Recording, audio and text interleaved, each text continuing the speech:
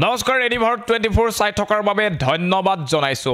এই মুহূৰ্তত ৰাজ্যবাসীৰ এটা চৰ্চিত বিষয় বিগত 24 ঘণ্টাত ৰাজ্যৰ সবাতোকৈ চৰ্চিত এটা বিষয় লৈ আহিছো। নগাঁও জিলাত এক নিৰ্লজ্জ কাণ্ড সংঘটিত হৈছিল। নগাঁও জিলাৰ জিলা উপায়ুক্ত গৰাকীয়ে সাংবাদিকক প্ৰহাৰ কৰিছিল, দুৰ্ব্যৱহাৰ কৰিছিল, সাংবাদিকৰ কেমেৰা চিজ পৰ্যন্ত কৰিছিল। নগাঁও জিলা উপায়ুক্ত কাৰ্যালয়লৈ এজন সাংবাদিক বাতৰি পৰিৱেশন কৰিবলৈ গৈছিল আৰু তাৰ পাছতেই জিলা উপায়ুক্ত গৰাকীয়ে সাংবাদিকজনক গতিয়াই দিয়াৰ অভিযোগ উত্থাপিত হৈছিল। সাংবাদিকজনৰ কেমেৰা চিজ কৰা হৈছিল, সাংবাদিকজনক প্ৰহাৰ কৰা হৈছিল, শাৰীৰিকভাৱে অপদস্থ কৰাৰ অভিযোগ উত্থাপিত হৈছিল।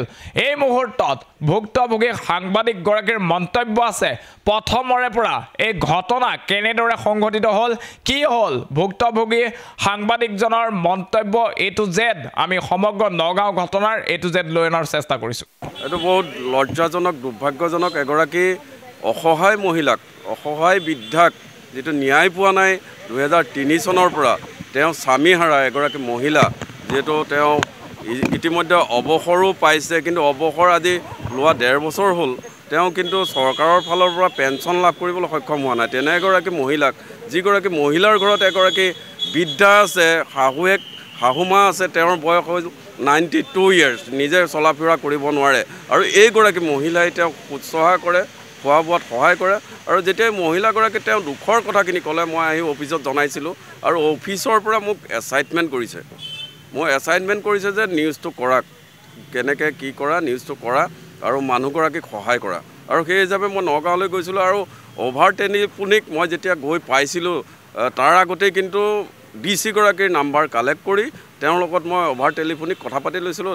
ছাৰ আপুনি নগাঁৱত থাকিবনে? মই গুৱাহাটীৰ NB নিউজৰ সাংবাদিক দীপাংকৰে কৈ আছোঁ আৰু এনেকুৱা এটা আপোনালোকৰ ফাইল এটা বহুত দিন ধৰি পৰি আছে, কিন্তু সেই মহিলাগৰাকীৰ কাম হোৱা নাই।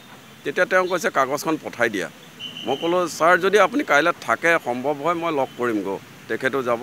তেতিয়া মাতিলে আৰু মতাৰ পিছত তাতে গৈ মই 2 ঘণ্টামান ৰৈছোঁ। তাৰপিছত তেওঁ মোক পাৰ্মিশ্যন দিছে, উইথ পাৰ্মিশ্যন সোমাইছোঁ। সোমোৱাৰ পিছত মহিলাগৰাকীৰ যি প্ৰব্লেম আছিলে প্ৰব্লেমখিনি ক'লে, কিন্তু তেওঁ এটা কথাই ক'লে যে এইখিনি আমি চেক লিষ্টখন আমি চেক কৰিব লাগিব, কি হৈ আছে বস্তুটো।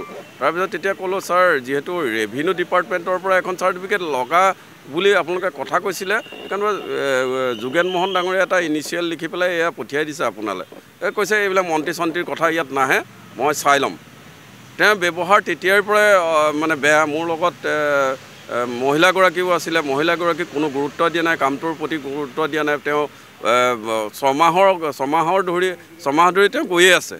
আৰু তেনেস্থলত যেতিয়া আমি ওলাই আহিলোঁ, তেওঁৰ মানে মানসিকতা দেখি আহি কথা পাতিলোঁ। তাৰপিছত যেতিয়া এগৰাকী জ্যেষ্ঠ মহিলা, বৃদ্ধা মহিলাগৰাকী টয়লেট লাগিলে, বিচাৰি ফুৰিছে, ক'তো পোৱা নাই। এগৰাকী লেডি পুলিচক গৈ পেলাই তেওঁ সুধিলে, তেতিয়া ক'লে আপুনি মাথাটো খটুৱাওক, মাথাটো খটুৱালে আপোনাৰ কামটো হৈ যাব। এই তেনেকুৱা ব্যৱহাৰ, ভিতৰত DCৰ বেয়া ব্যৱহাৰ, বাহিৰত নিৰাপত্তাৰক্ষীৰ বেয়া ব্যৱহাৰ, এনেকুৱা বেয়া ব্যৱহাৰ যেতিয়া আহি মোক ক'লেহি মানুহগৰাকী তেনেকুৱা মোক এনেকুৱা বেয়া ব্যৱহাৰ কৰিলে। যিগৰাকী ৱেল এডুকেটেড মহিলা, লেডি, তেওঁ অৱসৰপ্ৰাপ্ত এগৰাকী এডুকেশ্যন বিভাগৰ SCRTৰ এগৰাকী বিষয়া আছিলে। আৰু সেই বিষয়াগৰাকী যেতিয়া আঘাত কৰিলে, মোৰ অন্তৰে কান্দি উঠিলে সেইটো সময়ত।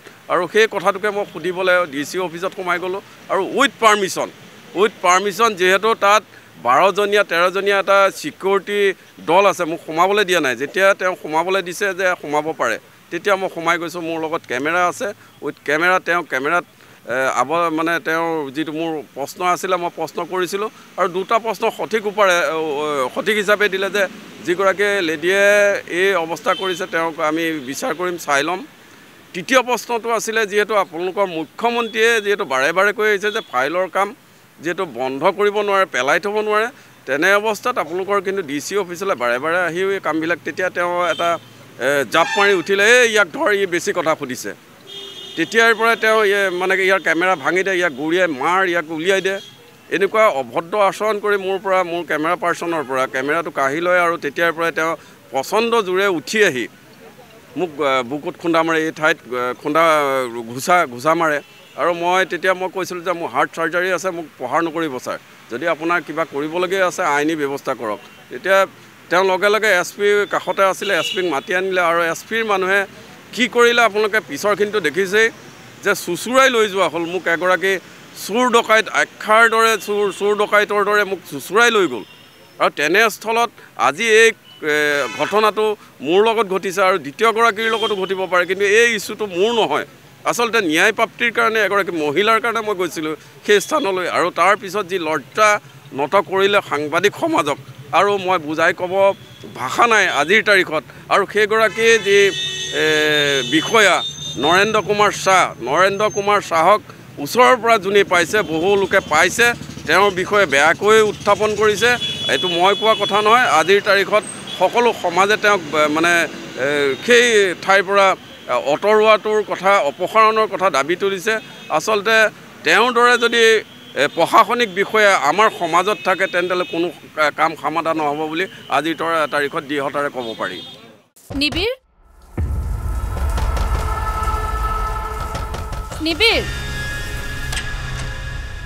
কিনো অনবৰত লাগি থাকা? ক'তনো লাগি আছো? ইমান সময় হ'ল বাথৰুমতে সোমাই আছ। তোৰ আজিকালি কি হৈছে বাবা? কথা এটাও ভালকে নাপাত।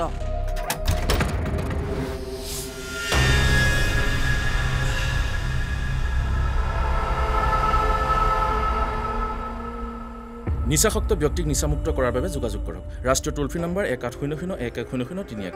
জিলা প্ৰশাসন আৰু জিলা সমাজ কল্যাণ বিভাগ, কামৰূপ মহানগৰ, অসম চৰকাৰৰ দ্বাৰা জনহিতাৰ্থে প্ৰচাৰিত।